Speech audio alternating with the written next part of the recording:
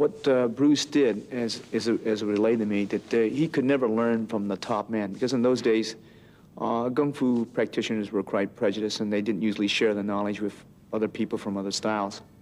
So what Bruce did, he knew that, so what he did would go to the second or the third or fourth man in the system and say, well, look at how would you like to learn Wing Chun? And I'll trade you my Wing Chun knowledge for your praying mantis. Let's say it's Northern praying mantis. And that's what he did, because he knew that the head instructor wouldn't teach him. So he did that in Southern mantis. Southern mantis, I believe he trained straight with the man.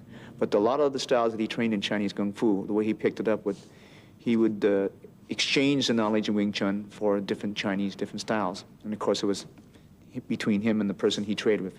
So he usually picked the second or third or fourth or fifth man within the hierarchy or of the top five in each Kung Fu system.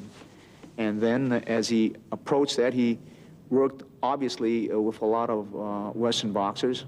A lot of his students were sort of street-type fighters.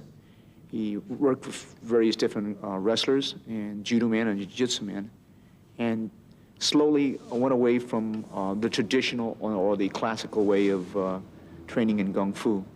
And he sort of changed the methods. In other words, he did away with the classical, traditional ways of forms.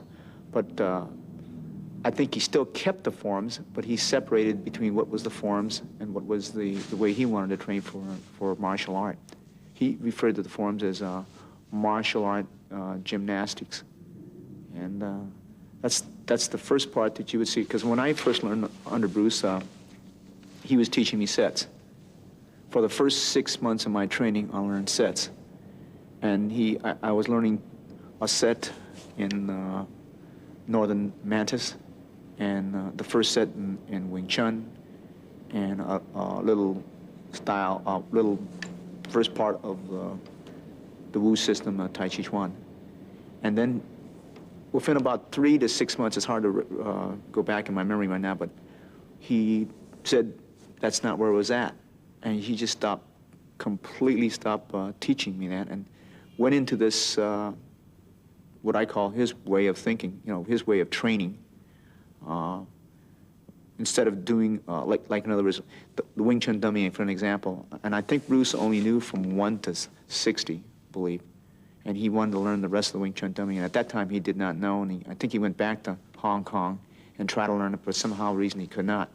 So he felt that the first 1 to 60 was very important. Instead of training from 1 to 60, he would take a portion of that 1 to 60 and train that thing over and over and over and over again. That's the way he taught. And then he came to a point where he started to not even follow the prescribed method on the Wing Chun dummy. He just started to freelance it. And that's what he did with the forms. He just took a section of the form and shadow box it, pretty much like a Muay Thai fighter would do. He would shadow box the movements, right? Or like a Western boxer would shadow box. And he would take it out of the form, analyze it, investigate it, and say, no, that's not the way you would actually do it in combat. I'll change it a little bit. And probably, I'm safe to say, he was probably very much criticized during that time period. Absorb what his useful concept is just something that he felt that every individual was different. Therefore, he couldn't really follow his instructor per se. So realizing that you couldn't follow his instructor, he had to find out what worked for him. But of course, you have a base system. And so his interpretation is that you could, say, unite Wing Chun and flow right into Jiu-Jitsu, and go from Jiu-Jitsu into Western boxing, and Western boxing out to Savate or out to Muay Thai, and go back and in and out of various disciplines.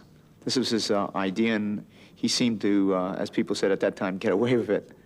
But a traditionalist might frown on that, because that's not the accepted way. There are some people that, when you study with them, whatever the style is, they want you to say strictly Chole Fat, or let's say Chole Fat, for instance. Okay, but his concept was that you didn't have to. You could flow from Chole Fat into Wing Chun if you knew how to do it. You can flow from Chole Fat into Western boxing hands. From Western boxing hands, you can flow into Jiu-Jitsu. You can flow into grappling. So absorb what is useful is that, identically what he's trying to say is it's from a book called The Art of War, Sun Ji. He says, absorb what is useful, reject what is useless, and add specifically what works for you. So that's basically the philosophy behind absorb what is useful. Transcending technique is many ways you could do this, but the techniques really aren't that important. What makes a technique, in my opinion, is the timing, the rhythm, okay? Your personal attributes, like your agility, your balance, your coordination, dexterity, stamina, strength, for that certain time period. The technique has to fit the individual. Technique has to fit motion, both your motion and the opponent that you're flowing with. That's the important part about technique. So attributes, according to Bruce, were probably more important than technique. Developing speed or stamina or strength, those were attributes that you do use in combat. And that's, I think, what he was trying to say there, that you got to transcend the technique, both physically and mentally. Having no limitation as a limitation, the philosophy behind that is that if you are trained in a particular martial art, which is called a Japanese style, they might see something in another style that they like, let's say another Chinese style. But because of the curriculum, they stay within the boundaries, so therefore it limits what he can use. As having no limitation as your limit, he's using no limit. The boundaries within the Western boxing, let's say that's a boundary because you're boxing, you're strictly using your hands. You're not really using your knee, you're not using your elbow, so it is limited. Wrestling, for the most part, unless it's professional wrestling, you're not allowed to use the elbow or bite and gouge. So you're limited because that gives you a kind of a structure to work with. Judo is very, very good art. They throw well, they choke well, they strangle well, they arm bar, they leg bar, but there is no punching, so that's limit. So he's trying to say using no limitation as styles do limit to a certain degree. Bruce said that to transcend technique, it has to punch, it has to kick. You don't punch, it punches, it kicks, it elbows, it knees, it head smashes, all right? It does everything. It grapples, it locks, it chokes, it strangles. It was the transcending of self. You don't know how you hit. It hit. It just hit by itself without even a conscious effort. That's what he's talking about, that the it.